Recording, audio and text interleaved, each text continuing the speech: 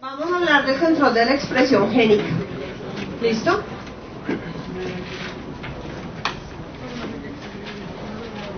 Entonces, esto empieza con un chisme. Imagínense que a principios del siglo XX, Isadora Duncan era una bailarina muy famosa. Para ponerlo un poco en contexto para ustedes, hagan de cuenta una supermodelo de Victoria's Secret. ¿Sí? O sea, el sex symbol por excelencia.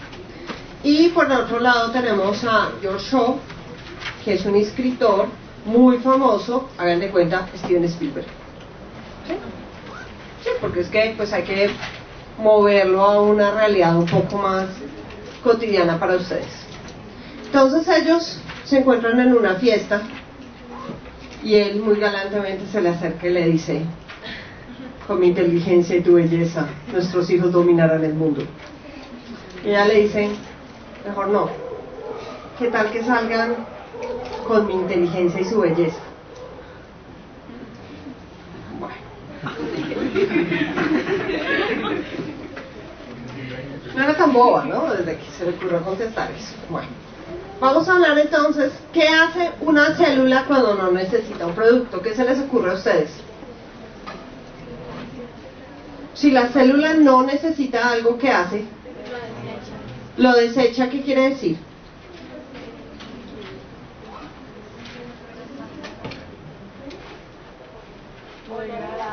Lo degrada. ¿Qué más? ¿Qué más cosas se les ocurre a ustedes que puede hacer la célula cuando no necesite algo? Inactiva el proceso. Reciclarlo, almacenarlo. No, almacenar no es buena idea. Almacenar metabolitos, pero proteínas, difícil. ¿Qué más? Inactivar el proceso. Inactivar el proceso. ¿Cuál proceso? Pues el de la síntesis de ese algo que ya tengo en gran cantidad. O sea, no producirlo. Listo. ¿Ustedes qué creen que la mayor parte de la regulación se hace en qué punto? Ustedes mencionaron diferentes puntos. Un punto que es antes de producirlo y otros puntos varios que son después de producirlo. ¿Dónde será la mayor parte de la regulación? Antes de producirlo. ¿Por qué antes? Porque si no voy a gastar pues mucha energía que... Les sale más barato, ¿cierto? Bueno. Listo. Entonces, desde el punto de vista de regulación, yo puedo no activar el gen. ¿Listo? Puedo degradar el RNA. Puedo degradar la proteína o puedo no activar la proteína. Acuérdense que incluso yo puedo tener la proteína, pero si no la activo, la proteína no va a ser funcional. Sin embargo, lo mejor para la célula, como ustedes decían, es regular la transcripción, porque es mucho más barato. Me ahorré todo lo que implica hacer el RNA, exportarlo, hacer la proteína, plegarla, marcarla para luego degradarla. ¿Sí? Entonces,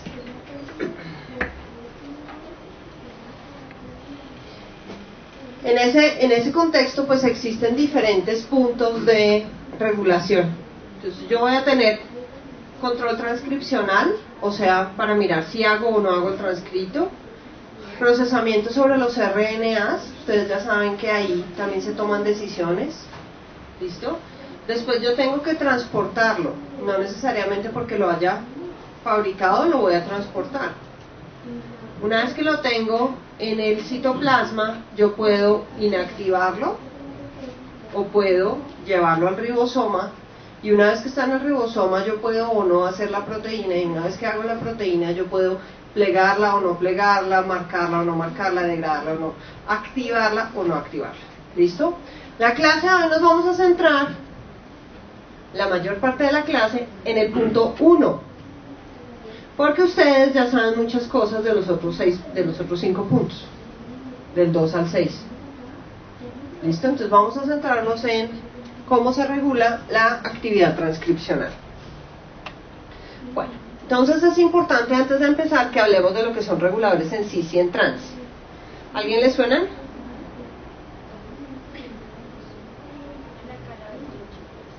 ¿En la qué? Pues sí, son caras del Golgi. Caras del Golgi, sí, pero también son enlaces. Ah, ok. O sea, esa pista no es muy buena. Generalmente cuando yo hablo de algo cis, ¿a qué me refiero? Del mismo lado, más cercano, ¿listo? En el caso del ADN, cuando estamos hablando de cis, estamos hablando de los fragmentos de DNA a la cual se unen proteínas reguladoras. Por ejemplo, usted ya sabe hartos.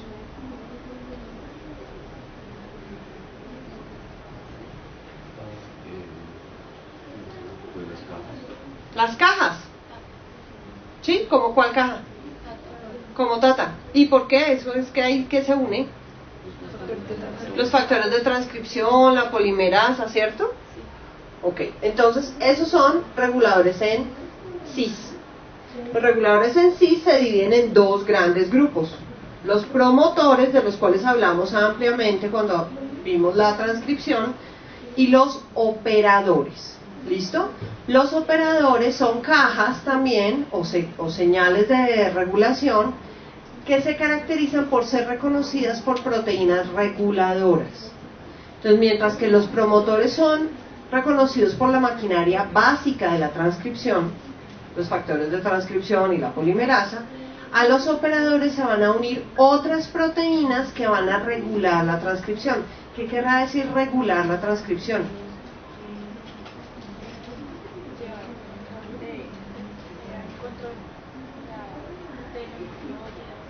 ¿Llevar un control de los nucleótidos? No, no, eso no es. ¿Qué será regular la transcripción? Permitir que continúe o no. Ese es un primer paso de regulación. ¿A alguien se le ocurre otra cosa que se pueda hacer a nivel de regulación? Además de decir si se copia o no se copia. ¿Hasta dónde? No, eso es una señal que hay por allá y la proteína Rho, ¿se acuerdan? Bueno, eso no. ¿Qué otras cosas yo podré regular, además de copie, no copie? ¿Qué? ¿Alguien ya lo dijo? La cantidad. ¿Y eso por qué? ¿Acaso no siempre copio igual? Claro, la célula tiene necesidades diferentes, ¿sí? Sobre todo las células que están especializadas van a tener necesidades muy particulares. Entonces, yo necesito decir cuánto.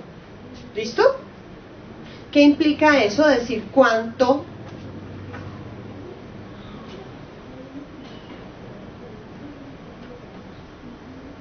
La polimerasa decide cuánto.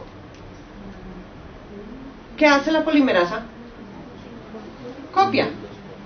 ¿Sí? Copia. ¿Ella decide cuántas veces tiene que copiar? No. Entonces, alguien tiene que decirle a la polimerasa cuántas veces tiene que copiar, ¿cierto? Alguien tiene que decirle a los factores de transcripción no se muevan, que vamos a reclutar una nueva polimerasa. ¿Listo? Bueno. Entonces, dijimos que cis son las secuencias de ADN. Entonces, ¿qué será trans?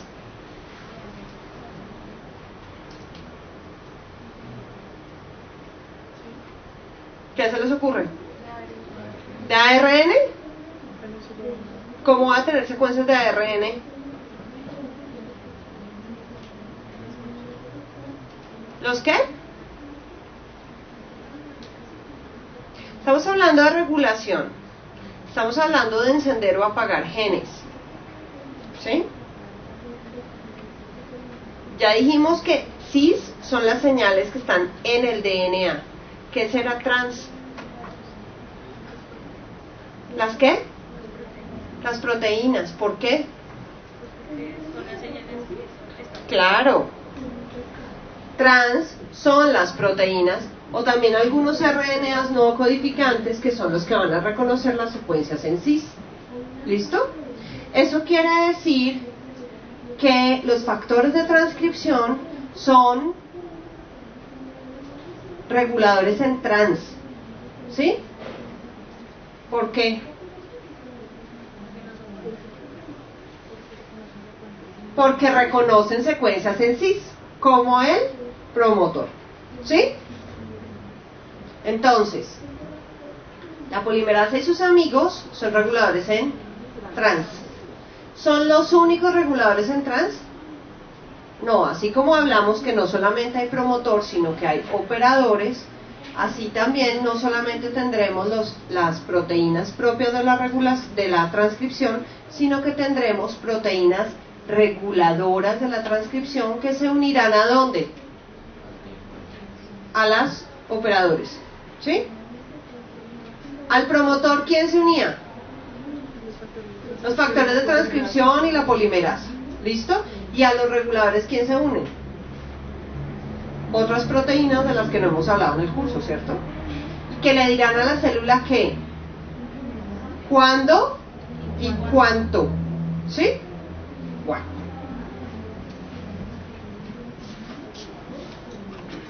Listo. Entonces, la historia de los reguladores arranca como muchas otras historias con E. coli. ¿Listo? Entonces resulta que Jacob y Monod estaban mirando cómo funcionaba el metabolismo de E. coli para los azúcares compuestos. Y específicamente estaban mirando la relación que había entre lactosa y glucosa.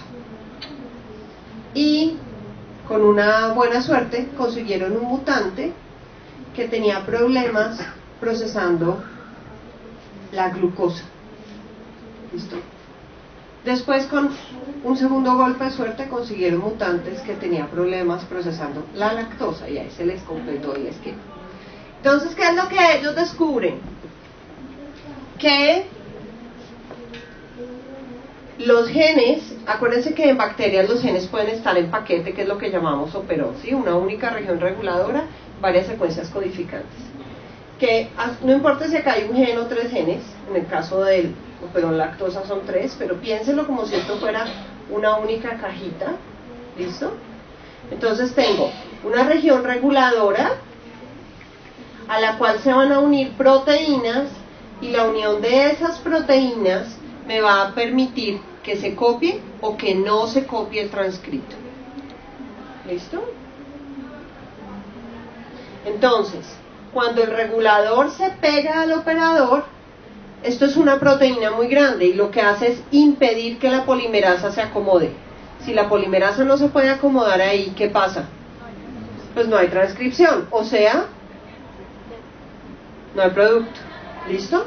Lo maravilloso de este modelo, y pues lo que les valió a ellos el premio Nobel, es que ustedes se fijan que esta proteína tiene acá un sitio activo. No solamente tiene los sitios de reconocimiento sobre DNA, sino que tiene un sitio activo externo. Ese sitio activo tiene la capacidad de unirse a la lactosa. Cuando se une a la lactosa, entonces la configuración tridimensional de la proteína se modifica. Como la configuración tridimensional de la proteína se modificó, ¿sí? Entonces, ¿qué es lo que va a pasar ahí? No se puede, cambia la proteína y por lo tanto no puedo reconocer la secuencia reguladora en el gen. Y entonces, ¿qué pasa si la proteína represora no se puede pegar al gen? Si hay transcripción, ¿listo? Y esos son genes que están asociados al metabolismo de la lactosa. Entonces, solo cuando hay lactosa, expreso los genes que me sirven para hacer el metabolismo de la lactosa, que es la degradación, convertirla en un monosacárido, bueno, transportarla, convertirla en un monosacárido, que es como la célula lo va a usar. Si no hay lactosa, ¿qué pasa con esos genes? Pues no los transcribo, porque ¿para qué? ¿Sí?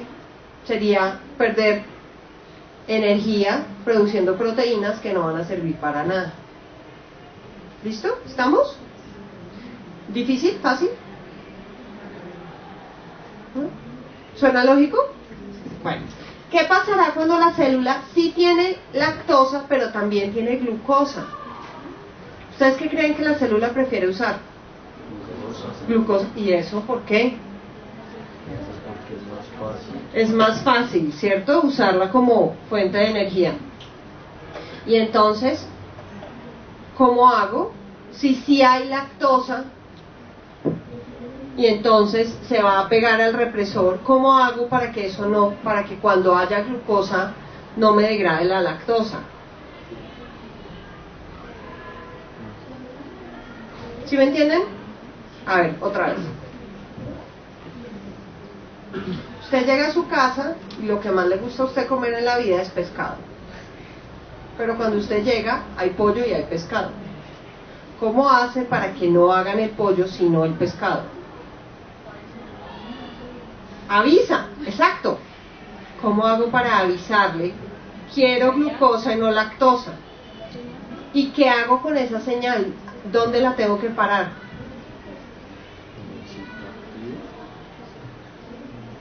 ¿En cuál sitio?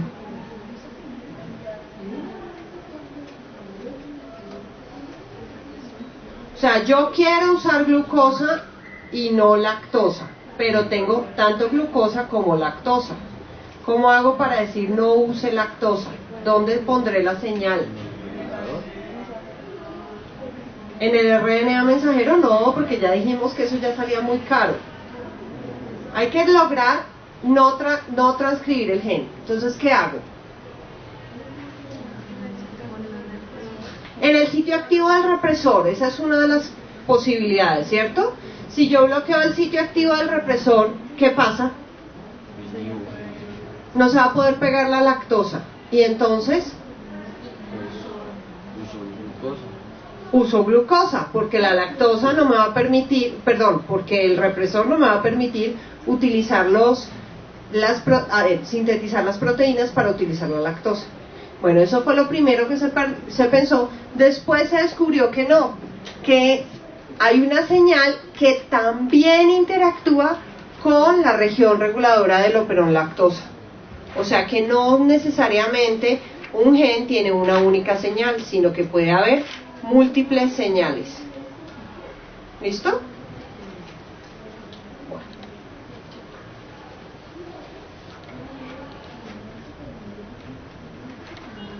Bueno, ¿cómo será la cosa en los eucariotas?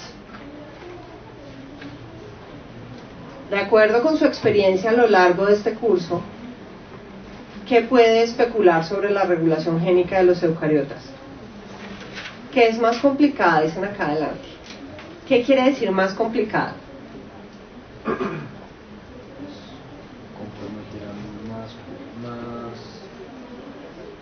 más inhibidores.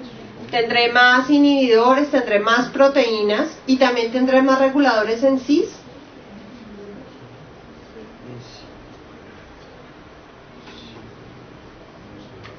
¿Qué dicen allá atrás?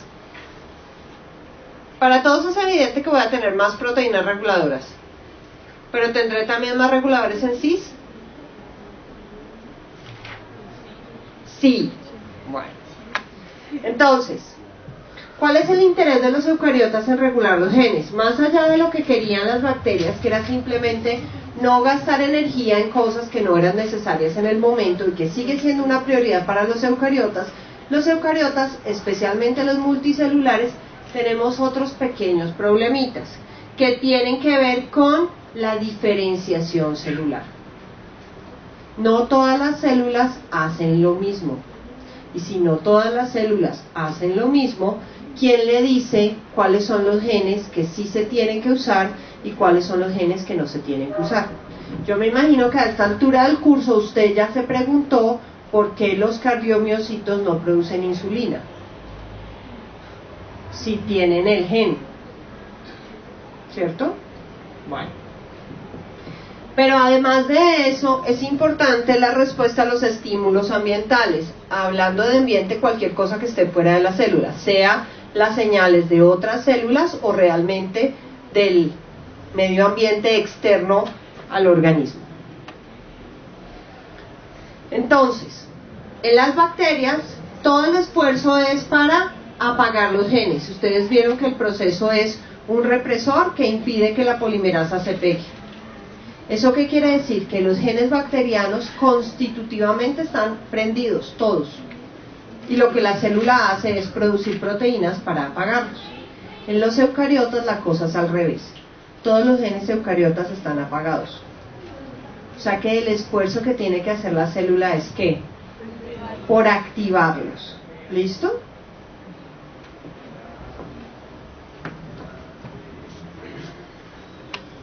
Bueno, entonces, durante una buena porción del siglo XX se pensaba que la diferenciación celular, o sea, desde el siglo XIX ya se sabía que las células, dependiendo de su linaje, tenían unas proteínas que eran particulares y que permitían distinguirlas de otros linajes celulares, que es lo que hoy llamamos diferenciación. Durante una buena porción del siglo XX se pensaba que lo que pasaba era que las células, al especializarse, botaban los genes o degradaban los genes que no se iban a usar. Eso sonaba muy lógico. Las células que se tenían que dividir, pues esas eran las únicas que mantenían todo el genoma. Todas las otras lo que hacían era degradar los genes que no iban a usar. Pero cuando empezaron a hacer cariotipos se dieron cuenta que no importaba si la célula estaba o no estaba diferenciada. No había pérdida de material genético. El material genético estaba ahí, seguía siendo el mismo. Entonces, ¿qué pasaba con esa cantidad de genes que no se usaban?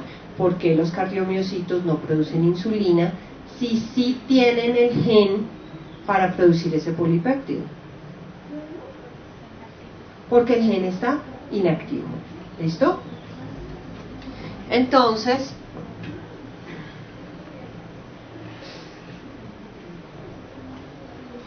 bueno, esto ustedes ya lo saben, y es que la expresión es lo que hace que una célula sea diferente de otra.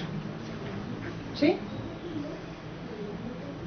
Porque unas células son redondas y otras son cuadradas. Porque unas células son grandes y otras son chiquitas. Porque unas células se acomodan en capas y otras viven solitas. Pues depende de las proteínas. Si yo necesito acomodarme, por ejemplo, en un epitelio, yo necesitaré proteínas de unión para hacer esas uniones con las células de al lado, ¿cierto? Para hacerlo con la lámina basal, todas esas cosas que ustedes ya se saben.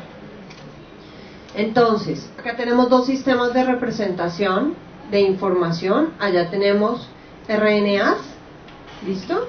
Y acá tenemos proteínas. Entonces vamos a empezar por las proteínas. Esas son muestras de la misma persona, ¿listo? Un donante, cerebro e hígado. Y estamos mirando las proteínas. ¿Qué le ven de raro? Cada pepita, cada bolita es una proteína. ¿Hay algo particular en la comparación? ¿Son las mismas proteínas? ¿Todas las proteínas son distintas?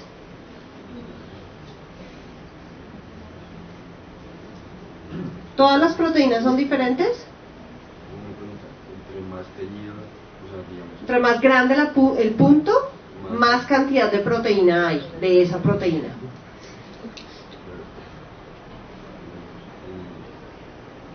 como que digamos, ahí en la misma No, el color es otra cosa que no vamos a entrar a discutir acá.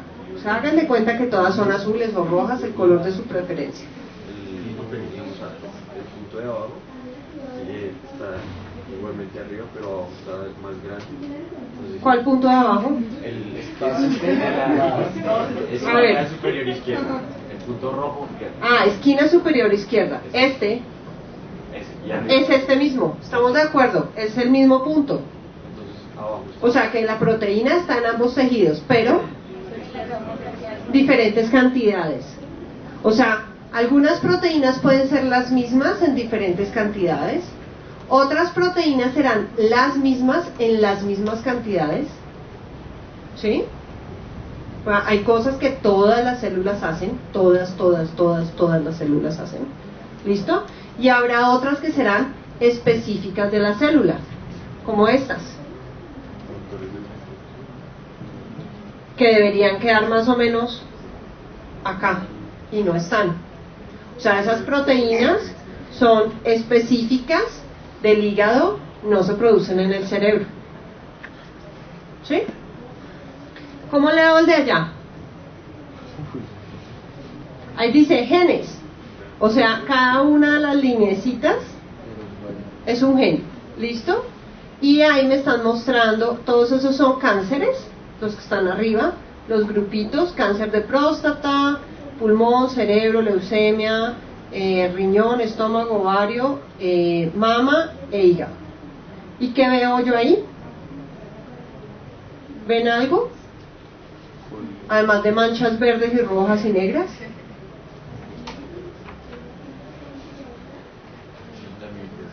¿Ven un patrón? ¿De algún patrón? ¿Algo?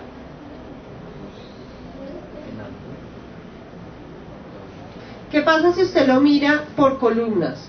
Mire todos los pacientes de cáncer de próstata al tiempo, solamente. ¿Cómo los ve?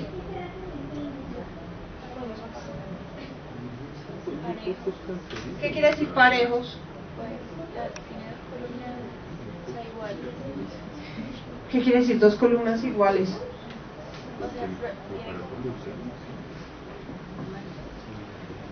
Este es un paciente, este es otro, este es otro, este es otro, este es otro, este es otro, este es otro.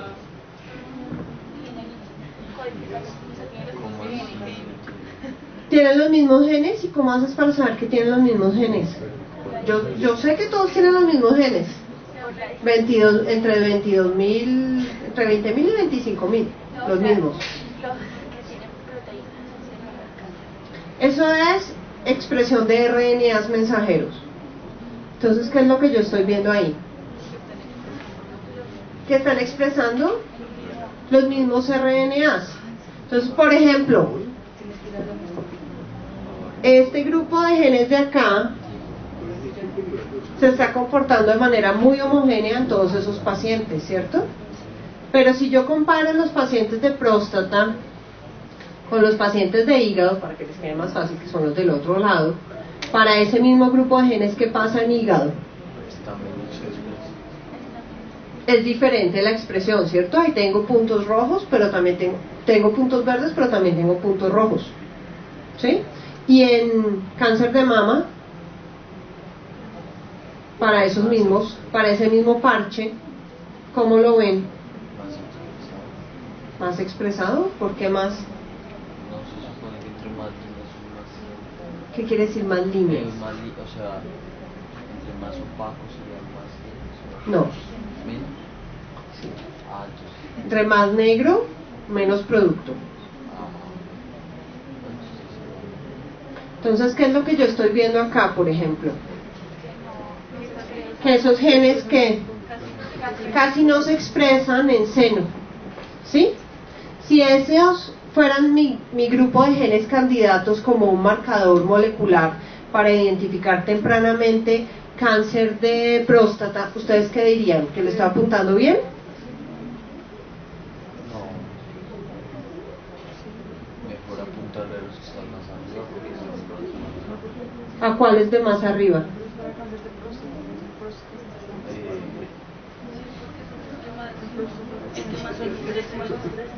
Fíjense que, ¿qué necesitaría yo para saber que ese es el marcador más adecuado para identificar esa patología? Que estén todos los que tienen eso y no en otros, ¿sí? Porque ¿qué pasa si todos se comportan igualito? Pues no voy a tener ningún sistema de discriminación. Acuérdense que la clave de la clasificación son las diferencias, no las semejanzas. ¿Listo? Bueno. Después de esa pausa, entonces, tenemos diferentes niveles de regulación. ¿Listo? A nivel de DNA, entonces vamos a hacer un control pretranscripcional.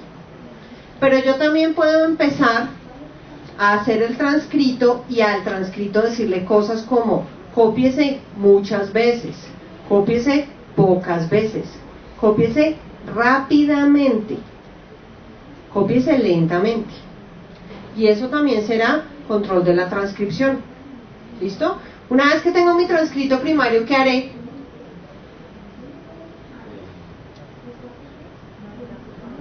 madurarlo, ¿cierto? Tengo que madurarlo. Sí, y entonces, ¿qué quiere decir eso? Que durante la maduración yo le puedo hacer también procesos alternativos, diferentes, ¿sí? Entonces ustedes ya saben que hay puntos alternativos de splicing, que hay puntos alternativos de caperuza y que hay puntos alternativos de cola poliada, ¿cierto? Bueno, después tengo que llevarlo al citoplasma. ¿Quién lleva el RNA al citoplasma? Uy, por favor, ¿quién lleva los RNAs al citoplasma?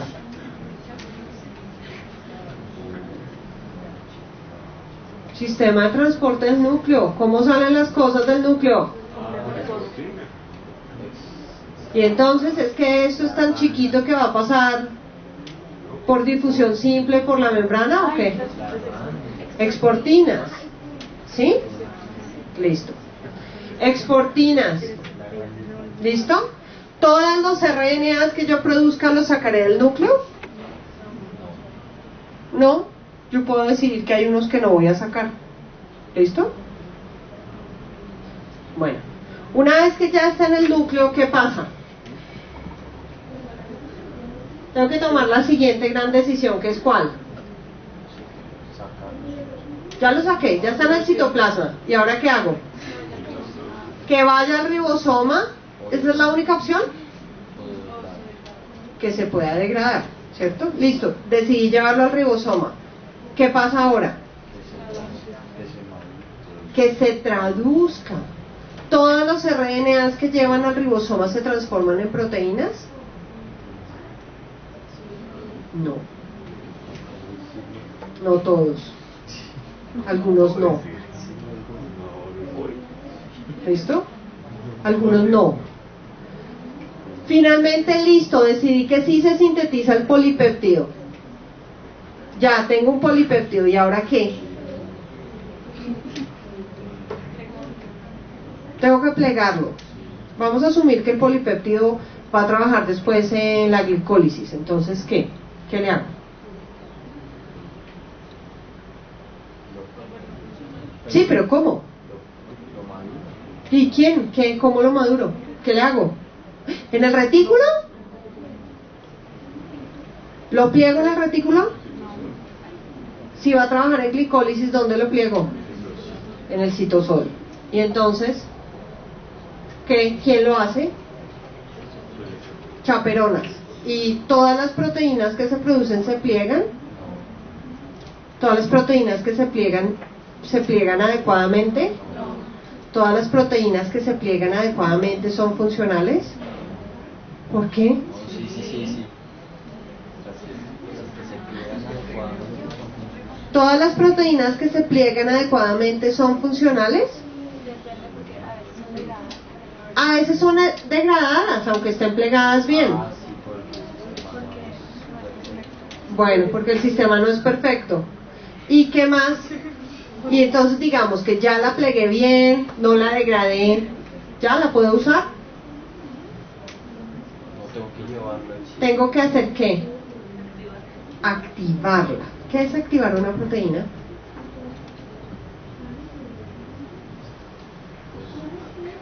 O sea, todos en su cabeza tienen una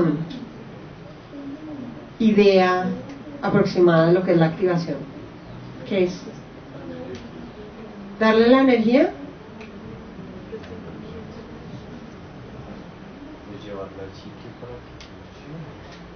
Ya la tengo en el citoplasma, ya está en el sitio.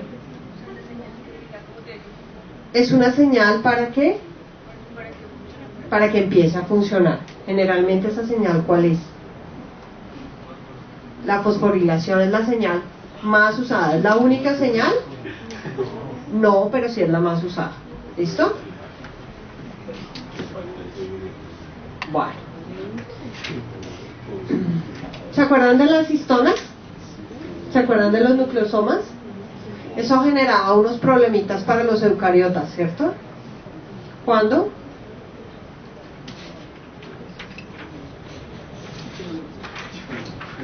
Oigan, ustedes no parece que fueran a tener el examen pasado mañana. Parece que el examen fuera dentro de 6 meses. ¿Cuáles son los procesos que tienen problemas por las histonas?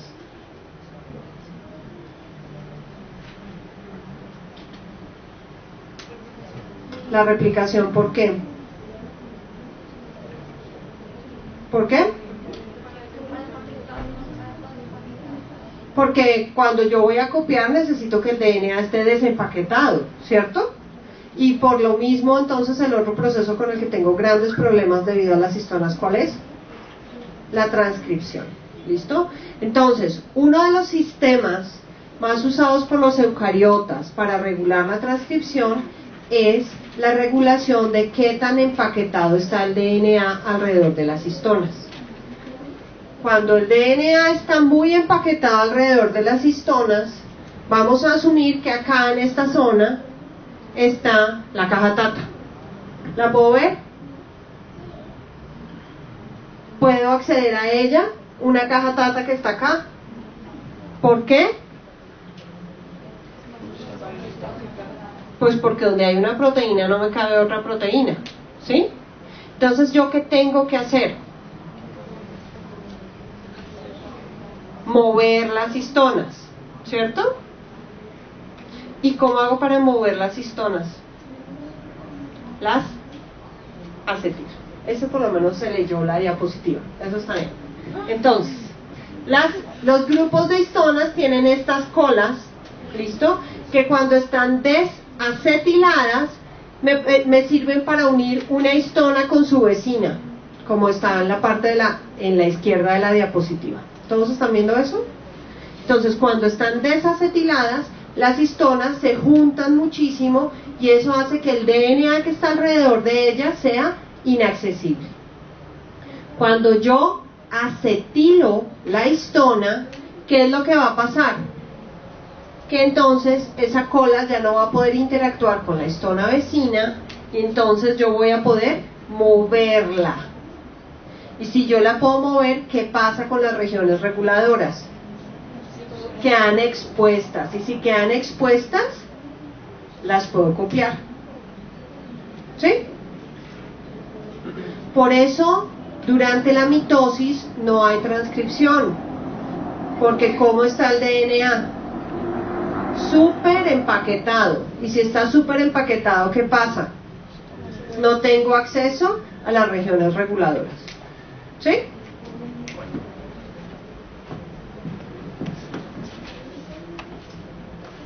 Entonces, acá está.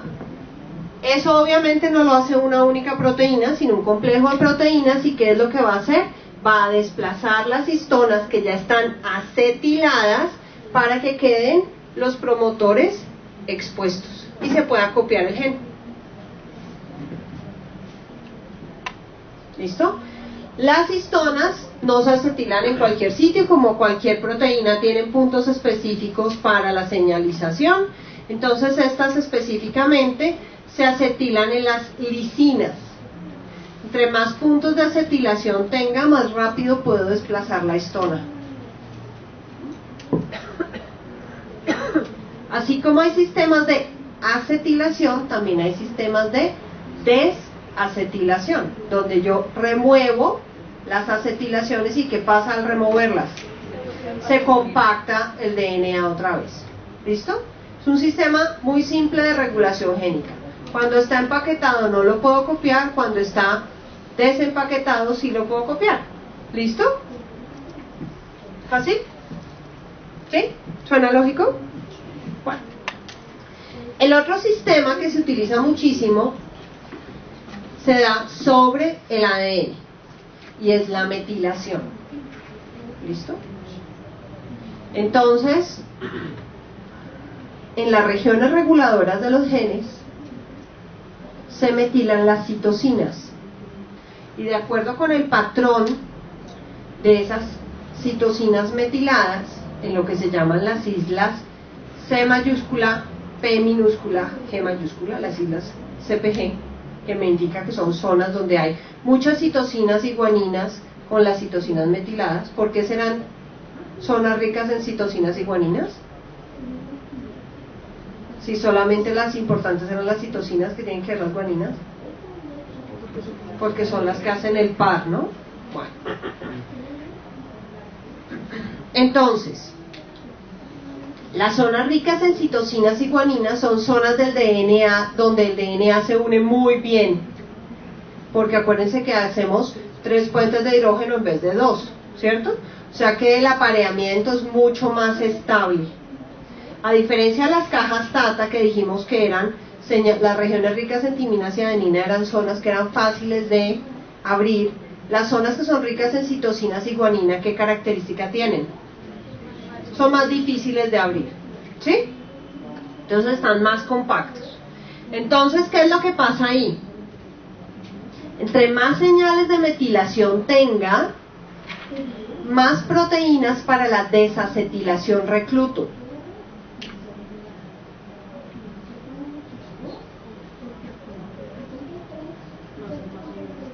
Por lo tanto, ¿qué pasa?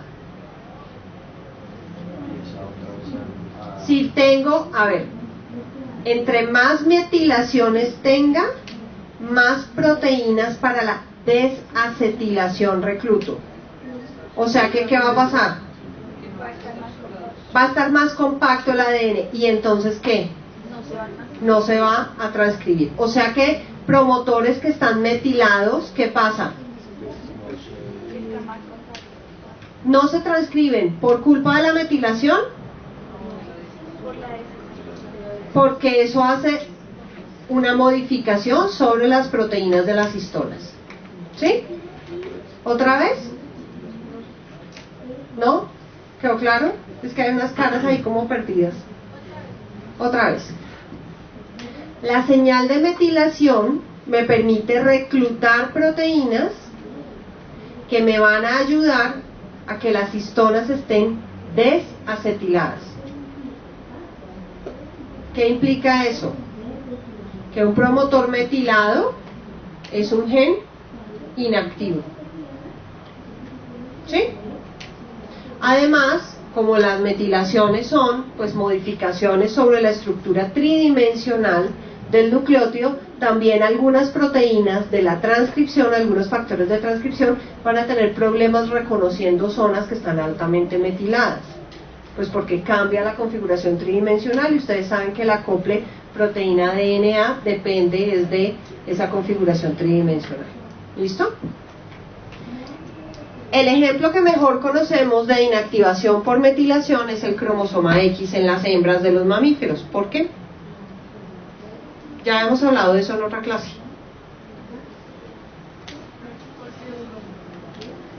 ¿Qué pasaba con el cromosoma X?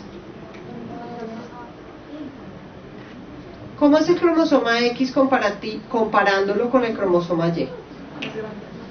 Más grande. ¿Y eso qué implicaciones tiene? Más genes. Y entonces, ¿qué pasa? Se hacía algo, que era ¿qué? Uno se inactiva en un proceso que se llama compensación de dosis. ¿Sí? ¿Cuál se inactiva? ¿Pero cuál X? Tengo dos. ¿Cuál inactivo?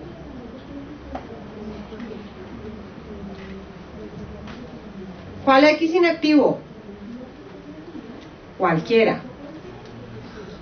¿Listo? Durante el proceso embrionario hay un momento en el cual se hace la inactivación del X. ¿Para qué? Para que la célula no produzca más proteínas que una célula que sea XY. ¿Listo? Una vez que yo hago la inactivación del X, ¿qué pasa? Pues las proteínas que están en ese cromosoma pues no se van a activar. ¿Cómo inactivo el cromosoma X? Por patrones de metilación. ¿Listo? Y ahí hay un gen muy importante que es el XYST, del cual van a hablar muchísimo ustedes el próximo semestre. Bueno, entonces, ¿qué es lo que yo hago? Tengo mi citosina, la metilo, y cuando la metilación está presente, yo recluto proteínas que me ayudan a ¿qué? A que el DNA esté más compacto. ¿Sí? ¿Quiere eso decir que si yo puse un grupo metilo ya inactivé el gen? No, todos los promotores están en algún grado metilados. El asunto está en cuánto, ¿listo? La cantidad. Es un balance ahí muy particular. Bueno, entonces acá lo que tenemos es cuando los islotes CPG o las islas CPG, o sea, esas zonas que son ricas en citosina y guanina, no están metilados, los factores de transcripción van a poder acoplarse adecuadamente y van a poder copiar ese gen. ¿Listo? Cuando están metilados, entonces voy a reclutar proteínas que van a impedir que los factores de transcripción se peguen y además proteínas que me van a ayudar a que el DNA esté más compacto. O sea, me aseguro de que no se copia. ¿Listo? ¿Por qué será tan importante inactivar genes?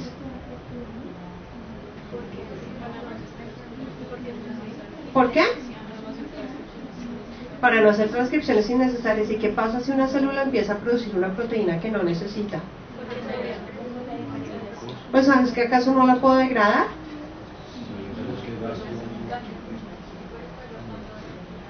Gasto energía, gasto recursos, gasto transportadores, ¿sí? Gasto ribosomas. Bueno.